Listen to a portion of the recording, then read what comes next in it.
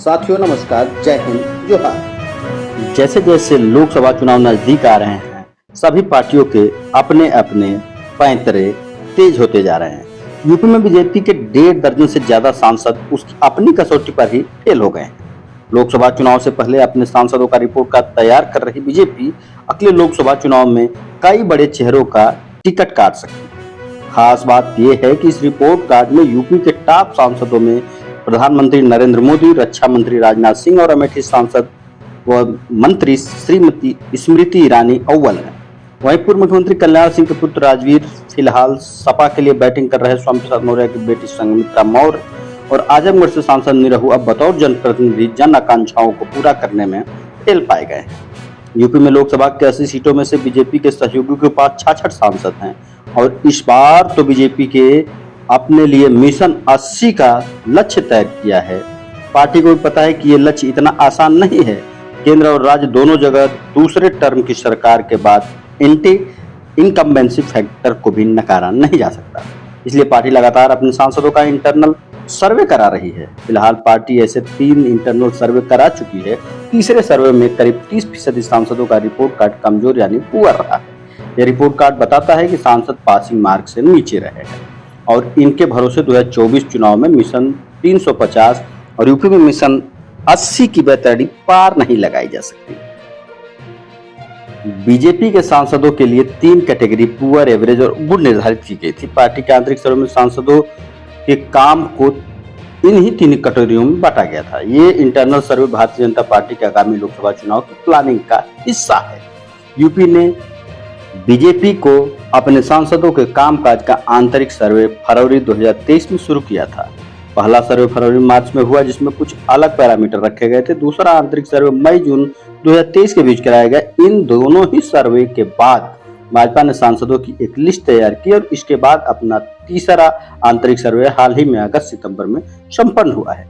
तीसरे और आखिरी सर्वे में कुछ पैरामीटर बदले गए थे। इसमें सबसे अहम मुद्दा यह पता लगाना था कि सांसदों के कामकाज से उनके लोकसभा क्षेत्र की जनता कितनी संतुष्ट है। इसके आधार पर अब सांसदों की 3 कैटेगरी में लिस्ट तैयार हुई है। गुड रिपोर्ट वाले सांसद, गुड कैटेगरी में आने वाले सांसदों की लिस्ट में सबसे ऊपर नाम प्रधानमंत्री मोदी का है। वो वाराणसी के सांसद है। स्वर में इस बात का भी जिक्र किया गया है कि वाराणसी के डेवलपमेंट मॉडल को पूरे देश में उदाहरण के तौर पर पेश किया जाएगा। उनके बाद लखनऊ के सांसद और देश के रक्षा मंत्री राजनाथ सिंह का नाम इस कैटेगरी में है।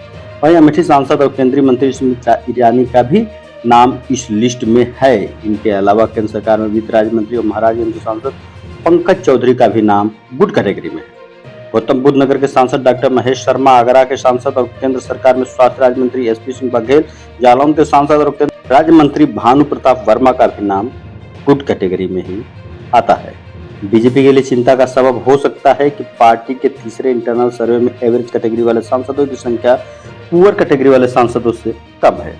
इस कैटेगरी में 16 सांसदों के नाम शामिल हैं। यही नहीं, इस कैटेगरी में भी कुछ बड़े नाम हैं। इनमें मुजफ्फरनगर के सांसद डॉक्टर संजीव कुमार बलियांश, कैराना सांसद प्रदीप कुमार, फतेहपुर की सांसद और केंद्र सरकार में राज्य मंत्री साध्वी निरंजन ज्योति, हावड़ा सांसद धर्मेंद्र कुमार कश्यप, डुमरियागंज के सांसद जगदम्बिका पाल, गोरखपुर के सांसद रवि किशन, अयोध्या के सांसद लल्लू सिंह, अलीगढ़ के सांसद सतीश गौतम, शाहजहांपुर सांसद अरुण सागर, बस्ती के सांसद हरीश द्विवेदी, झांसी के सांसद अनुराग शर्मा, इटावा के सांसद डॉक्टर रामशंकर कठेरिया, कन्नौज के सांसद सुब्रत पाठक, हमीरपुर के सांसद पुष्पेंद्र सिंह चंदेल, बुंदेलखंड के सांसद भोला सिंह, देवरिया के सांसद रमापति त्रिपाठी जैसे नाम भी शामिल हैं। बीजेपी के तीसरे इंटरनल सर्वे में करीब 20 सांसदों के नाम पुअर कैटेगरी में शामिल है। सूत्रों की माने तो इनमें सूबे के पूर्व सीएम और एटा सांसद राजीव सिंह राजू भैया, सपा में जाकर लगातार अपने बयानों से विवादों में बने रहे स्वामी प्रसाद मौर्य की बेटी और बदायूं सांसद संघमित्रा मौर्य, भोजपुरी एक्टर सिंगर और आजमगढ़ के सांसद दिनेश लाल यादव निरहू, निषाद पार्टी के सुप्रीमो और योगी सरकार मंत्री संजय निषाद के बेटे और संत कबीर नगर के सांसद प्रवीण निषाद और लगातार विवादों में रहने वाले मोहनलालगंज के सांसद केंद्रीय राज्य मंत्री कौशल किशोर जैसे नाम भी शामिल। इनके अलावा हरदोई के सांसद जयप्रकाश रावत, बाराबंकी के सांसद उपेंद्र रावत, कुशीनगर के सांसद विजय दुबे, सीतापुर के सांसद राजेश वर्मा, धौरहरा के सांसद रेखा वर्मा, प्रतापगढ़ के सांसद संगम लाल गुप्ता, फूलपुर की सांसद केसरी देवी पटेल, फर्रुखाबाद के सांसद मुकेश राजपूत, बांदा सांसद आर.के. पटेल, भदोही के सांसद डॉक्टर रमेश चंद्रबिंद, अकबरपुर के सांसद देवेंद्र सिंह भोले, मिश्रिक सांसद अशोक कुमार रावत, फिरोजाबाद सांसद डॉक्टर चंद्र जादौन और हाथरस सांसद राजवीर दिलेर का भी नाम सम्मिलित है। इस इंटरनल सर्वे में उन सांसदों का भी नाम शामिल है जिनकी उम्र 75 पार कर गई है या उसके आसपास है। इसमें कानपुर के सांसद सत्यदेव पचौरी की उम्र 77 वर्ष, बहराइच सांसद अक्षयवर लाल गोंड की उम्र 77 वर्ष, बरेली सांसद संतोष गंगवार की उम्र 76 वर्ष, प्रयागराज सांसद रीता बहुगुणा जोशी की उम्र 75 वर्ष, मथुरा सांसद हेमा मालिनी की उम्र 76 और मेरठ के सांसद राजेंद्र अग्रवाल की उम्र 73 वर्ष बताई गई है।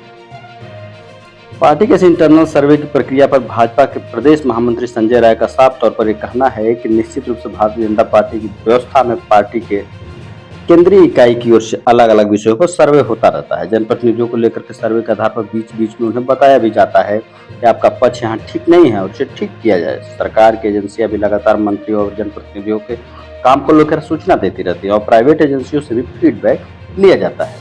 सर्वे के आधार पर टिकट तय होते हैं। पूछने पर इस सवाल पर उन्होंने कहा कि सर्वे एक अहम फैक्टर है, लेकिन किसी भी सांसद विधायक के बारे में अगर जानना है तो उस क्षेत्र में जाकर एक दिन घूम ले तो पता लग जा सकता है कि लोग क्षेत्र में क्या कह रहे हैं। उनका ये भी कहना है कि लोकतांत्रिक प्रक्रिया में कोई ऐसा चुनाव नहीं होगा जिसमें लोगों के टिकट न बदलते हों। उनके मुताबिक यह सर्वे रिपोर्ट पार्टी की एक सतत प्रक्रिया है और ये चलते रहते हैं। पार्टी के निर्णय पर इसका कोई भी असर पड़ता रहता है।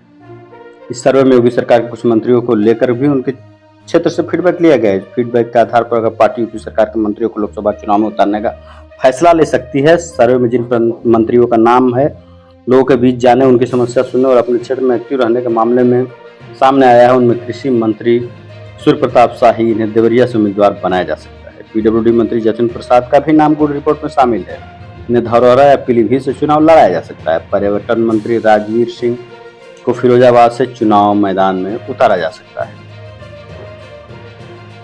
तो आयुष मंत्री दयाशंकर मिश्र दयालु को चंदौली से पार्टी चुनाव मैदान में उतार सकती है।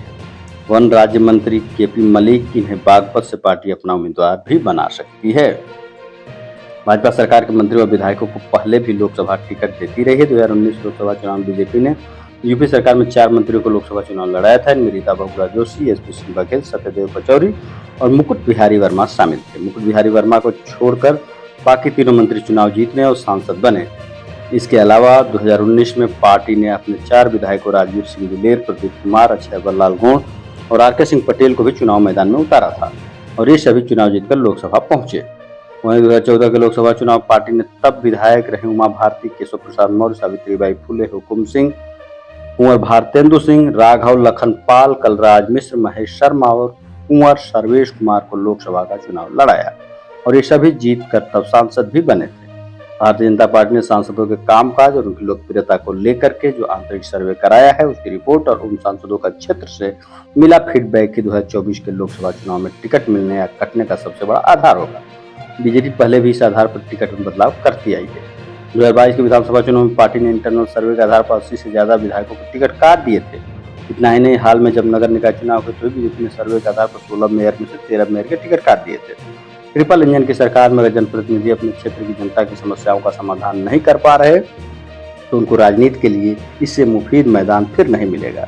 बीजेपी 2 लोकसभा चुनाव पीएम मोदी के चेहरे पर जीत चुकी है। तीसरा चुनाव के लिए टिकट जनप्रतिनिधियों के काम और उनके क्षेत्र से तैयार हुए रिपोर्ट कार्ड के आधार पर दिया गया तो कई बड़े चेहरों के इस बार सीटें खाली करनी पड़ सकती है। वैसे भी तीसरे इंटरनल सर्वे के बाद लोकसभा चुनाव में होने में करीब 6 महीने का समय बचा है। अगर 4.5 साल तक कोई जनप्रतिनिधि अपनी रिपोर्ट सही नहीं कर सका तो बचे हुए 6 महीने में पासिंग मार्क लाना मुश्किल है। धन्यवाद।